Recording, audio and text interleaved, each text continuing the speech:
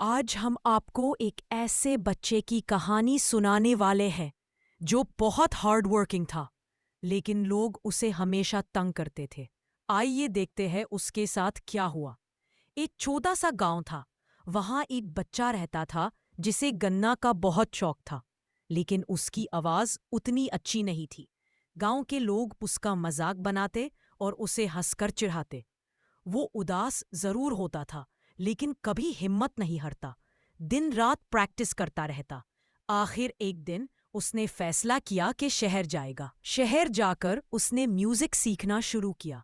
मुश्किल वक्त आया, मेहनत की और धीरे धीरे उसकी आवाज खूबसूरत हो गई।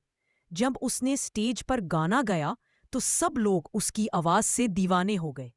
धीरे धीरे वो मशहूर सिंगर बन गया और वही लोग जो पहले उसका मजाक उड़ाते थे अब उसके साथ सेल्फी लेने के लिए भागते।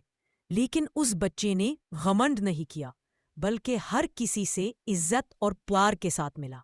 इस कहानी से हमें यह सीखने को मिलता है कि अगर हम मेहनत और हिम्मत से काम करें तो एक दिन वही लोग जो हमें नीचा दिखाते हैं वही हमारे लिए तलिया बजाएंगे।